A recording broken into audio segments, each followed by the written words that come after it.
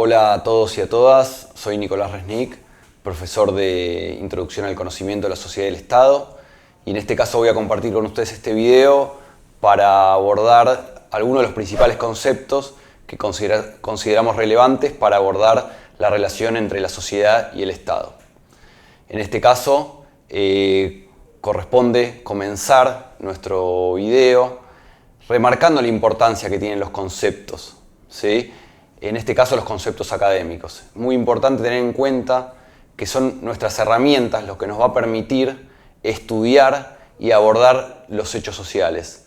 Nos va a permitir preguntarnos o respondernos preguntas de cómo y por qué sucedieron algunas cuestiones, y en este sentido van a ver que son conceptos que tienen múltiples acepciones, múltiples definiciones, en muchos casos conceptos que se usan en la vida cotidiana, y en este caso es muy importante en este ámbito académico tener en cuenta de qué hablamos cuando hablamos de cada una de estas cuestiones. El primer concepto que vamos a trabajar en este video es el concepto de sociedad, ¿sí? El concepto de sociedad viene de la mano de la sociología moderna, de Emile Durkheim, y en este caso, digamos, es importante tener en cuenta, entender a la sociedad como algo novedoso, como algo distinto a la suma de los individuos que la componen, ¿sí? Es a través del concepto de sociedad que se da respuesta a la pregunta de cómo es posible el orden social, ¿sí? En este sentido, el sociólogo francés Durkheim nos propone este concepto de sociedad para pensar este fenómeno distinto que se da y esta agrupación de individuos que va más allá de la suma de la totalidad de los individuos y nos permite pensar cómo es el vivir juntos, cómo se producen las relaciones sociales, cómo se producen los lazos y este orden social. En este caso, Durkheim habla de que la sociedad lo que impone a los individuos que la componen es una moral, ¿sí? Y a través de esta moral impone determinadas reglas de comportamiento y define claramente qué es lo que está permitido y qué es lo que no está permitido en esta sociedad. En este sentido, ese trabajo de imposición de una determinada moral por parte de la sociedad a sus individuos, la sociedad lo hace a través de lo que conocemos como instituciones. Este es el segundo concepto que vamos a mencionar en este video, que es el concepto de instituciones. Este concepto de instituciones es muy importante tenerlo en cuenta porque, como yo les decía recién, es el medio por el cual, o las herramientas que utiliza la sociedad para imponer esta moral, este vivir juntos a todos los individuos que componen a la sociedad. Y en este sentido, digamos, tenemos que tener en cuenta algunas características importantes de las instituciones en la sociedad.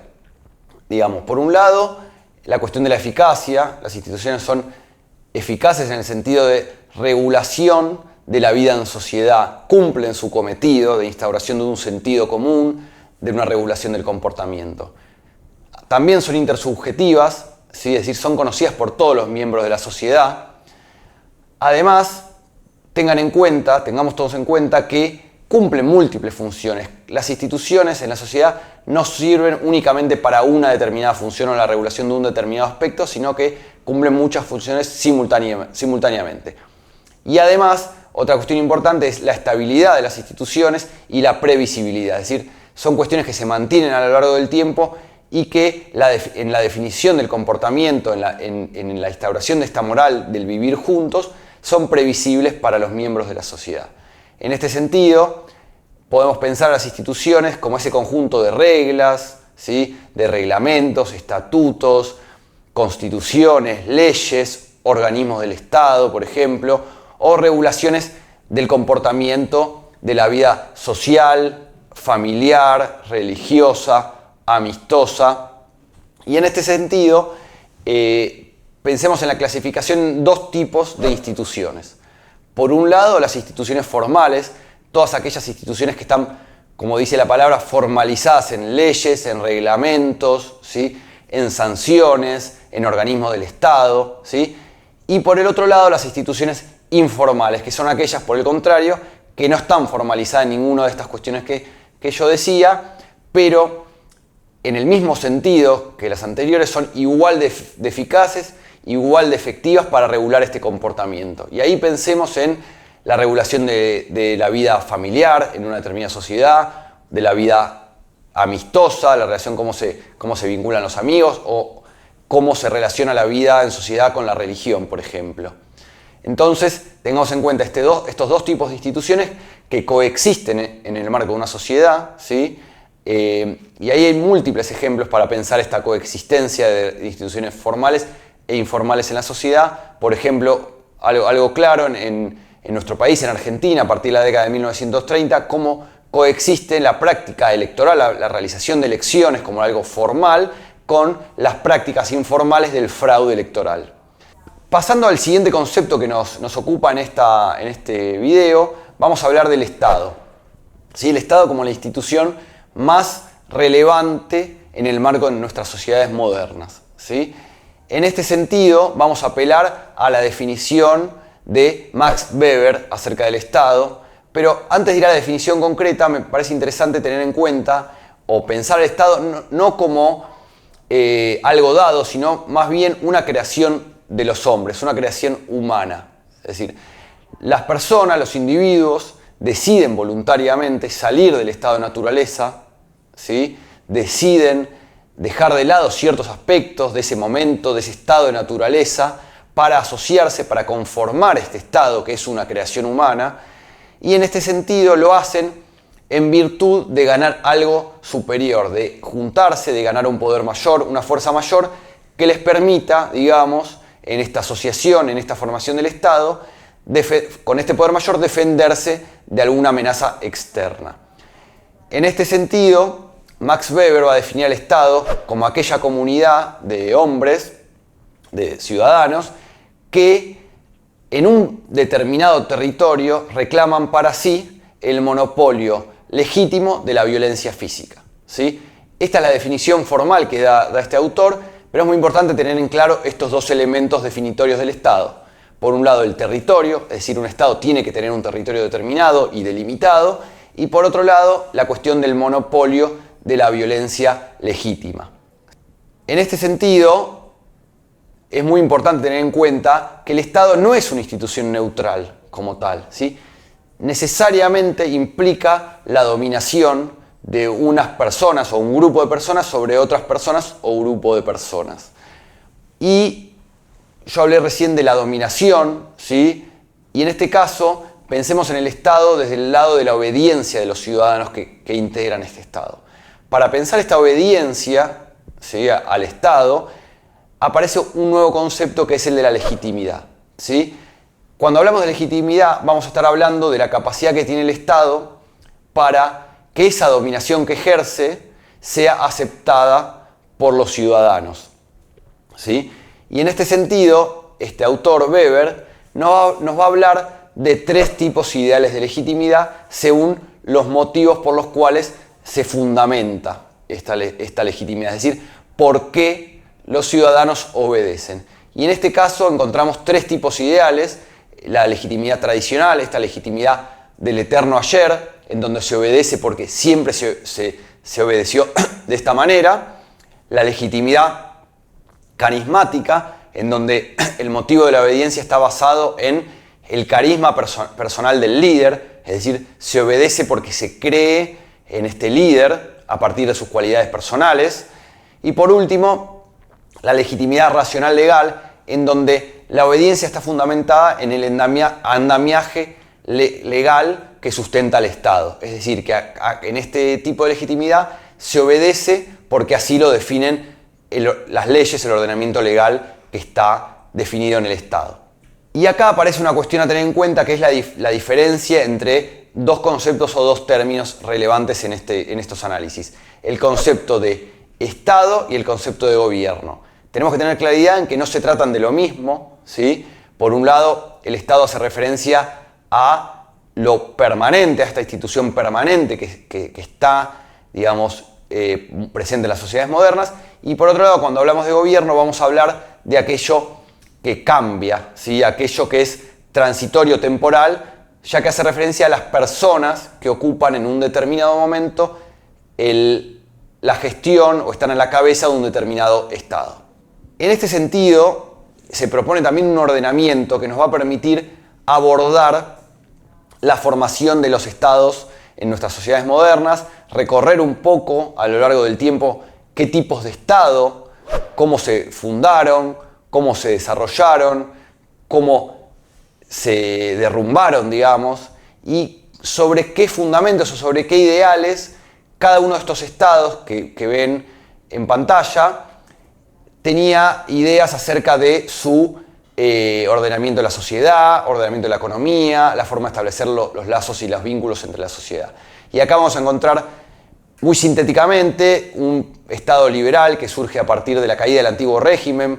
Pensemos en la Revolución Francesa, ¿sí? Un estado que marca el ascenso de la burguesía al poder. Luego el estado fascista, ¿sí? El estado que se da a principios, en las primeras décadas del siglo XX, marcado por el ejercicio de un poder totalitario, con la presencia de un líder carismático muy fuerte, un estado profundamente antidemocrático, ¿sí? Luego, los estados de bienestar, aquellos estados característicos de la segunda posguerra, ¿sí? Del final de la Segunda Guerra Mundial, estos estados muy presentes, estados grandes, ¿sí? Con mucha presencia en la sociedad, en donde se produce la expansión del gasto público, las políticas sociales y una fuerte injerencia del Estado en la regulación de la vida social y de múltiples aspectos que ella abarca. Y por último vamos a hablar del Estado neoliberal, ¿sí? Aquel Estado que surge a partir de la caída del comunismo y está marcado fuertemente por la expansión en contraposición del capitalismo, ¿sí? Un Estado que en contraposición con el Estado de bienestar, un Estado que se achica, que está caracterizado por la desregulación, por la aparición y la primacía del mercado como agente ordenador de las relaciones sociales. Bueno, continuando, vamos a trabajar el concepto de régimen político, un concepto central en la ciencia política, ya que hace referencia al conjunto de reglamentaciones que determinan la forma en la que se accede al poder y la forma en que se ejerce el poder. Entonces es un concepto central para pensar en estas cuestiones que son muy importantes a la hora de analizar los hechos y el transcurso de las relaciones entre el Estado y la sociedad. Cuando pensamos en regímenes políticos, vamos a pensar en dos tipos ideales que se ubican cada uno al extremo de un continuo. Por un lado, el régimen democrático, aquel régimen caracterizado por un acceso al poder a través de mecanismos electorales y un ejercicio de este poder limitado, con pesos y contrapesos, ¿sí? Con balances, con división de poderes. Y por el otro lado, en el otro extremo, el régimen autoritario, caracterizado por la inexistencia de mecanismos electorales, un ejercicio del poder sin límites. Y entre estos extremos, en este continuo que podríamos llegar a pensar entre estos dos extremos, vamos a ubicar aquellos regímenes híbridos. Los regímenes que combinan algunos elementos propios de la democracia y otros elementos propios del autoritarismo. Por ejemplo, en este caso podríamos citar aquellos casos, los regímenes en donde se accede al poder a través de mecanismos electorales, pero una vez en el poder hay un marcado desbalance entre los poderes del Estado, por ejemplo, en favor del poder ejecutivo, con una marcada supremacía en el ejercicio del poder frente a los otros poderes del Estado.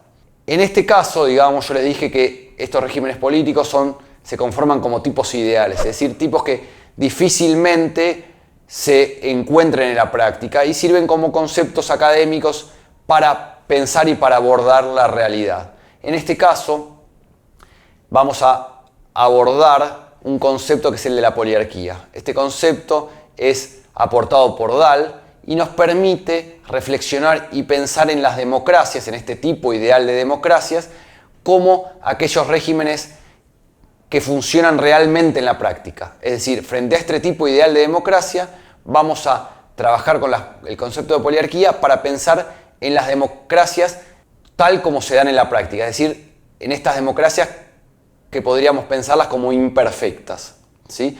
Y para pensar y para abordar este concepto de poliarquía, Dahl da una serie de características que definen a las poliarquías, entre las cuales podríamos pensar en el ejercicio o el derecho al voto y a ser votado, a ser elegido, en la existencia de mecanismos electorales limpios, por otro lado, en la existencia o en el derecho a la información y en la existencia de información para los ciudadanos, y también podríamos pensar en la existencia de alternativas al poder y la alternancia de los gobernantes en el poder, entre otras características que el autor utiliza para definir el concepto de poliarquía. Bueno, espero haber sido claro en este video, repasando los principales conceptos a través de los cuales vamos a abordar la relación entre la sociedad y el Estado, así que les recomiendo consultar la bibliografía de la materia para profundizar en cada uno de ellos